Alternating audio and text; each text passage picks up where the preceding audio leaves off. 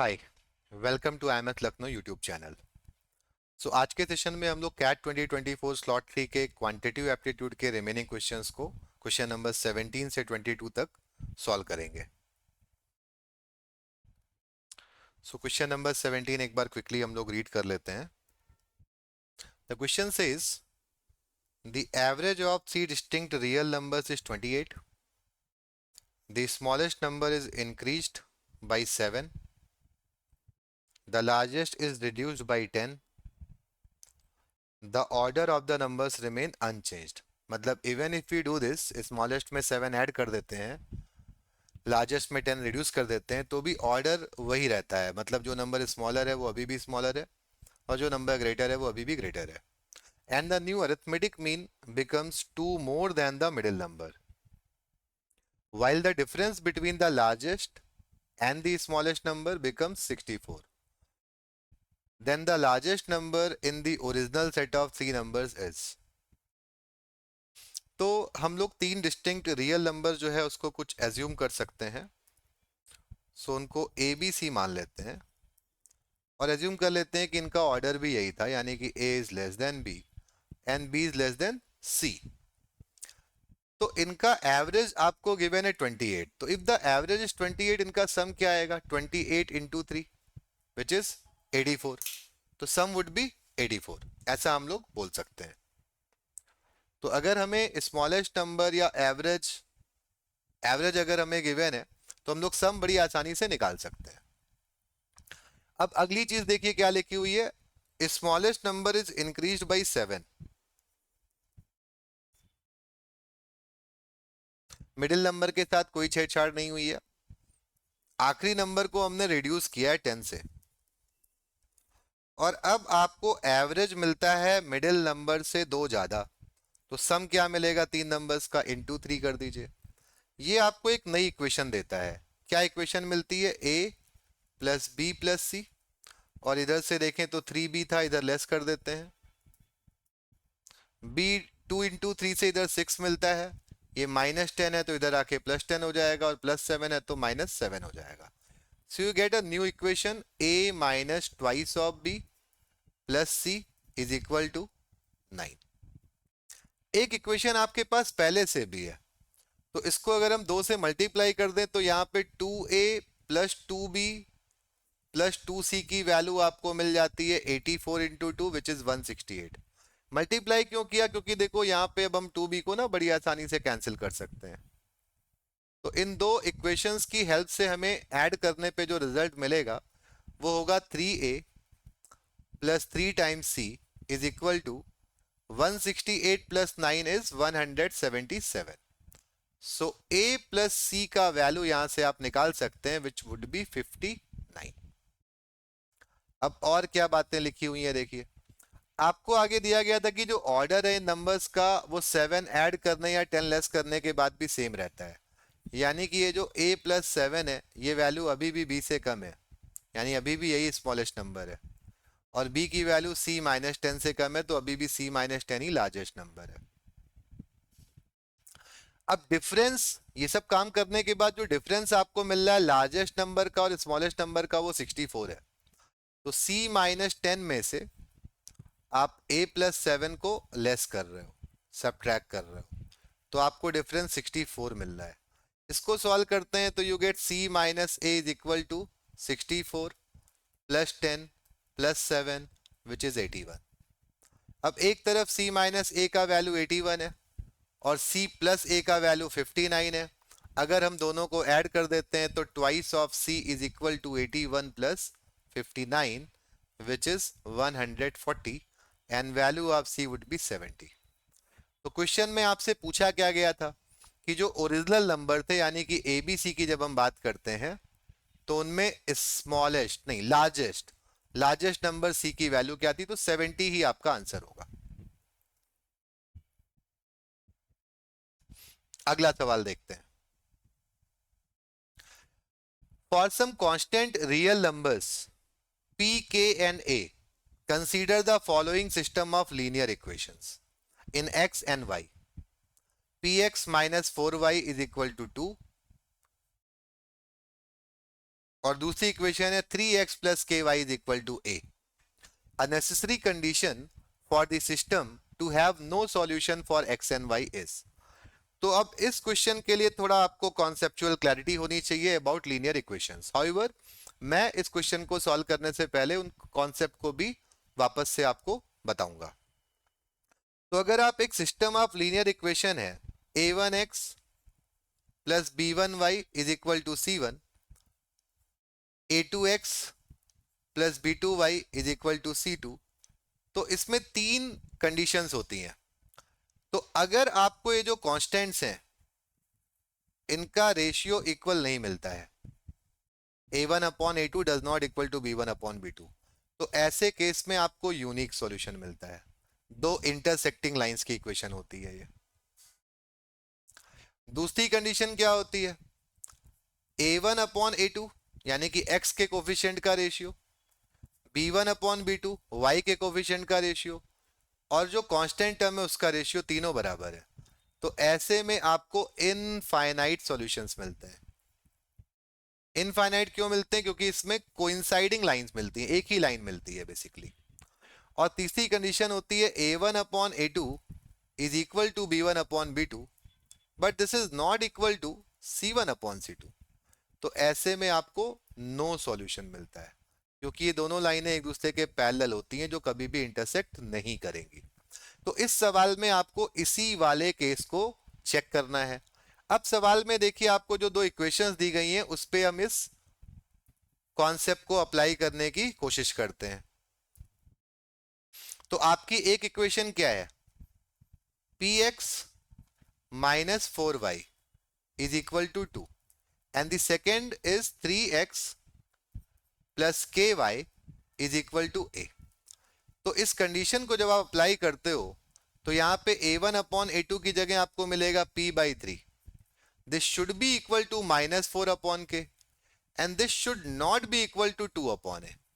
अब यहां पे जो तीन रेशियोज हमने लिखे हैं इनमें से दो दो को हम 1 बाई 1 चेक करते हैं. तो मान लो पहले और दूसरे को चेक करते हो तो आपको रिजल्ट क्या मिलता है, रिजल्ट आपको मिलेगा k into p is equal to minus 12 which gives you kp plus 12 is equal to 0. तो अब अगर हम ऑप्शन चेकिंग करें तो ये गलत ऑप्शन है, क्योंकि इस कंडीशन के अकॉर्डिंग kp प्लस 12 की वैल्यू इक्वल टू 0 होनी चाहिए और ऑप्शन में लिखा है कि this is not equal to 0. अब अगर हम फर्स्ट वाले को थर्ड वाले से कंपेयर करते हैं तो हमें क्या रिजल्ट मिलता है, क्रॉस मल्टीप्लाई करने पे a into p should not be equal to 6, जो आपको रिजल्ट क्या देता है कि AP minus 6 should not be equal to 0.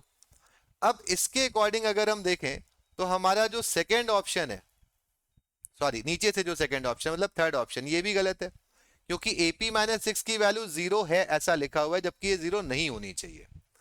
अब आपके पास एक ऑप्शन बचता है कि अब हम सेकेंड वाले को चेक करें किसके साथ, थर्ड वाले के साथ. तो आपको क्या रिजल्ट मिलता है, minus 4a does not equal to 2k, जिसको आप क्या लिख सकते हैं, 2k plus 4a does not equal to 0, जो फाइनली आपको क्या मिलेगा, k plus 2a does not equal to 0, which is your second option. So this one is correct. तो ये सवाल वही कर सकता था सॉल्व जिसको ये साइमल्टेनियस लीनियर इक्वेशंस के यूनिक सॉल्यूशन, इनफाइनाइट सॉल्यूशन और नो सॉल्यूशंस का कॉन्सेप्ट पता हो. एल्स हिट एंड ट्रायल से या और किसी तरीके से इस सवाल को करना पॉसिबल नहीं होगा.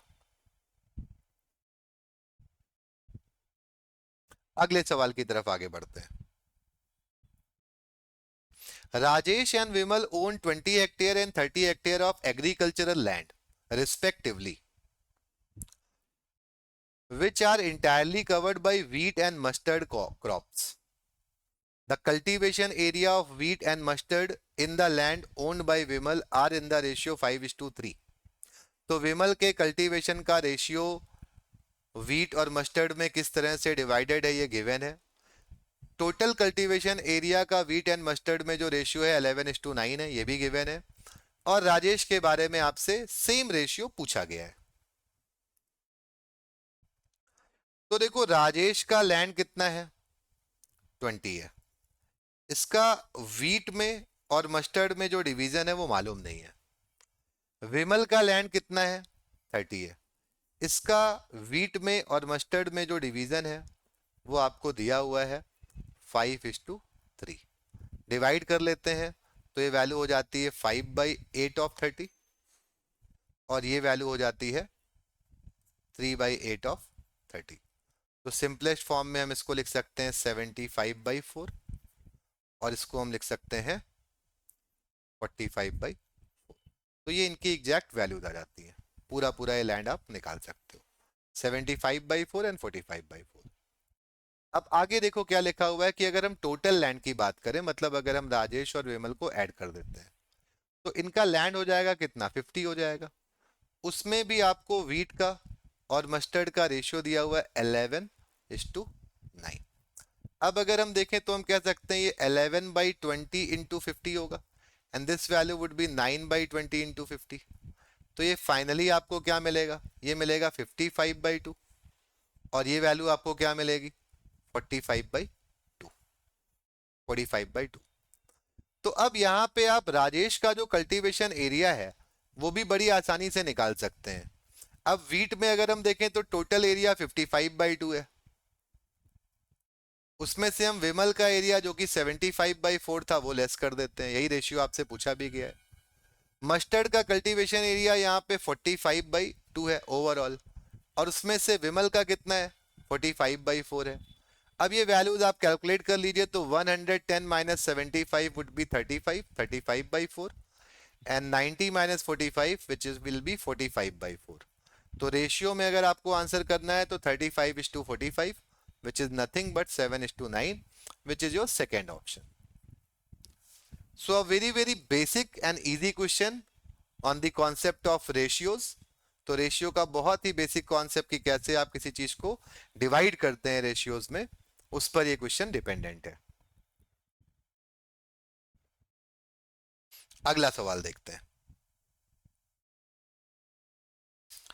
The midpoints of sides of AB, BC and AC in triangle ABC are M, N and P respectively. The medians drawn from ABC intersect the line segment MP, MN and NP at XYG. And area आपको original triangle का दिया गया है 1440 और जो सबसे अंदर में XYG बनेगा ट्रायंगल उसका एरिया आपसे पूछा गया है। तो देखो मिड पॉइंट से रिलेटेड कॉन्सेप्ट जो भी ज्योमेट्री पढ़ता है ट्रायंगल के बेसिक्स में चीजें पढ़ता ही पढ़ता है। तो इस सवाल को करने के पहले हम एक बार डायग्राम बनाने की कोशिश करते हैं। तो आपको एक ट्रायंगल दिया गया है एबीसी जिसमें आपको बताया गया है कि एम एन पी जो है ना वो मिड पॉइंट्स है, एम एन पी।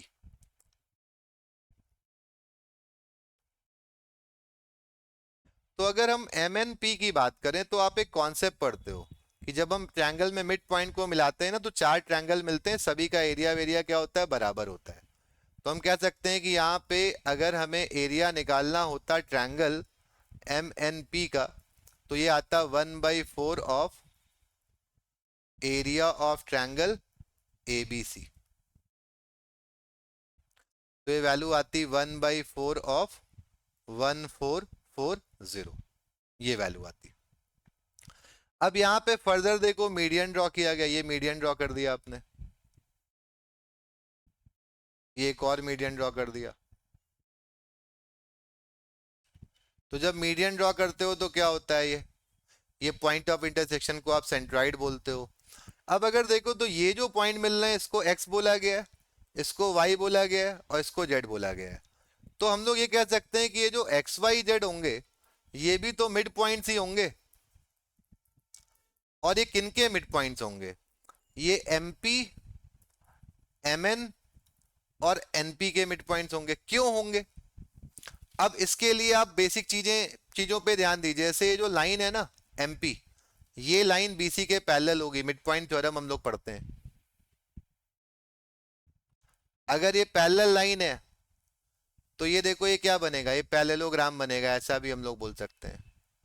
ये दोनों लाइनें पैरेलल हैं। अब अगर ये मिड पॉइंट है तो ये भी ऑब्वियसली क्या है मिड पॉइंट है ना। तो अब अगर हम XYZ को मिलाते हैं तो एक्स वाई जेड को मिलाने से जो आपको मिलेगा वो होगा क्या? एक्स वाई जेड को मिलाने से जो आपको मिलेगा, अगर हम उसकी बात करें, तो उस ट्रायंगल का एरिया फर्दर 1/4 हो जाएगा। तो हम कह सकते हैं कि यहाँ पे अगर आपसे पूछा गया है area of triangle X Y Z, तो ये 1/4 ऑफ दिस एरिया होगा जो अभी हमने निकाला। तो 1/4 इंटू 1/4 इंटू 1440। तो वेरी स्ट्रेट फॉरवर्ड क्वेश्चन, 16 से इसको डिवाइड कर लोगे तो वैल्यू क्या आएगी? 90। सो 90 शुड बी योर आंसर। तो an easy question for all those जो ये ज्योमेट्री के ट्रायंगल के बेसिक कॉन्सेप्ट्स को जानते हैं, उनके लिए that would not have been a difficult question. अगला सवाल देखते हैं। The number of all the positive integers up to 500 with non-repeating digits.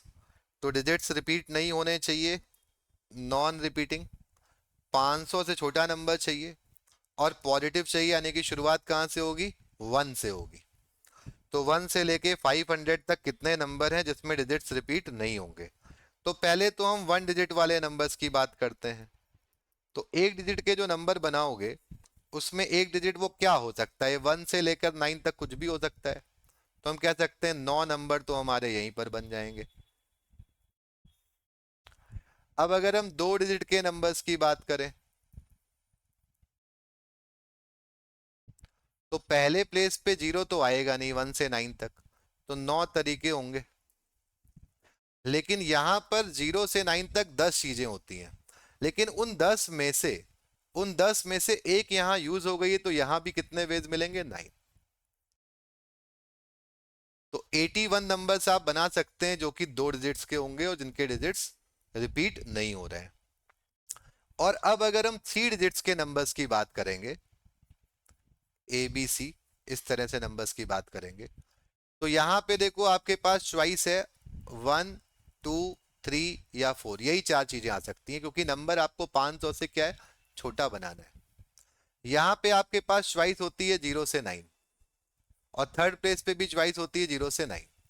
तो वैसे तो आपके पास यहाँ 4 ऑप्शन है, तो हम कह सकते हैं पहले प्लेस पे 4 तरीके होंगे।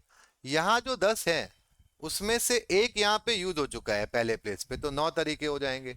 और यहाँ जो 10 चीजें आपको दिख रही हैं सी के लिए, उसमें से एक इधर यूज हो गई है, एक इधर यूज हो गई, तो यहाँ पर तरीके कम होकर के कितने हो जाएंगे? 8। तो 4 इंटू 9 इंटू 8 विच इज 288।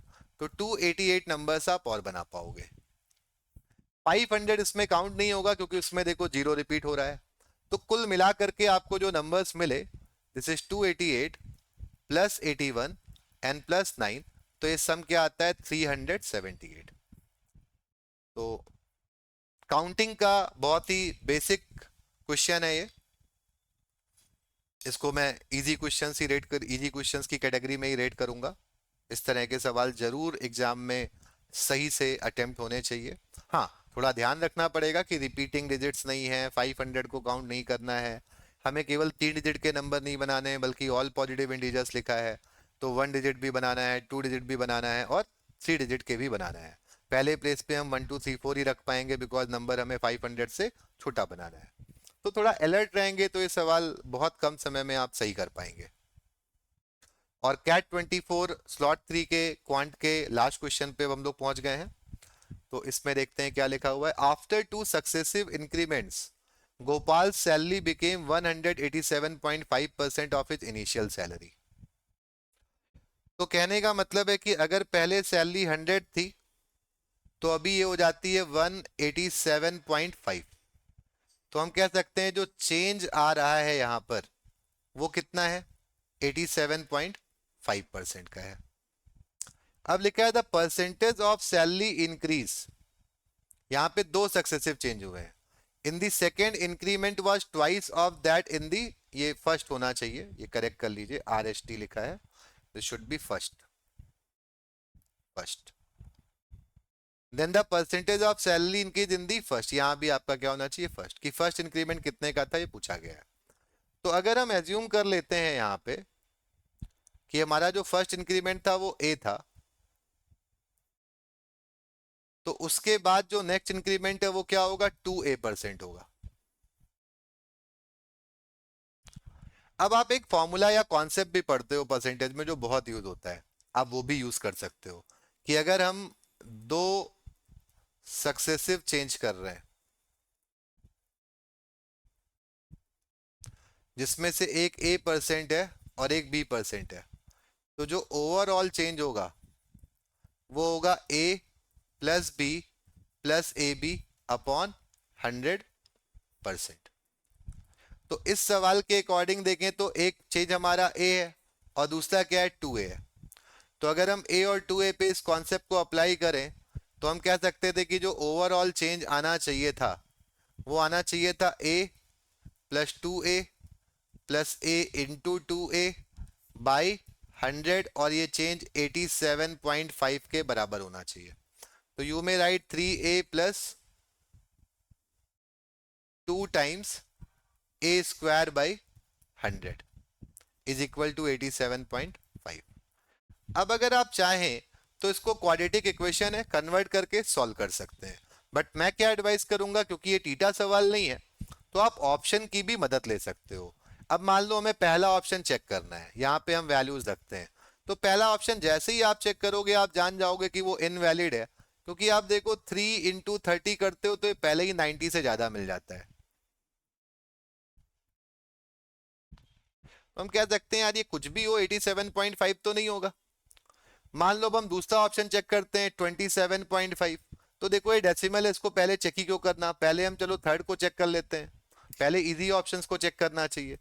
तो अगर हम 25 को चेक करते हैं तो हम क्या लिख सकते हैं 3 × 25 जिसकी वैल्यू क्या होगी 75 प्लस 2 × 25 का स्क्वायर क्या हो जाएगा 625 अपॉन 100। तो ये देखो एग्जैक्टली exactly आपको ये 87.5 मिल रहा है 75, और ये 1250 होगा, 100 से डिवाइड करोगे तो 75 plus 12.5, so 25 is the answer. तो हमारा आंसर क्या होना चाहिए यहाँ पे इस सवाल में 25। This option is correct. ये भी गलत था, ये भी गलत था, और ये मैच हो ही गया है, तो बाकी सारे ऑब्वियसली क्या होंगे गलत होंगे। तो हम कह सकते हैं जो हमारा फर्स्ट इंक्रीमेंट है वो 25% का है। So this was the last question of CAT 2024 slot 3 quantitative aptitude. आने वाले वीडियोस में हम लोग कैट 23 के डिफरेंट स्लॉट्स के क्वांटिटेटिव एप्टीट्यूड के क्वेश्चंस को इस सीरीज में सॉल्व करने वाले हैं। Thank you very much.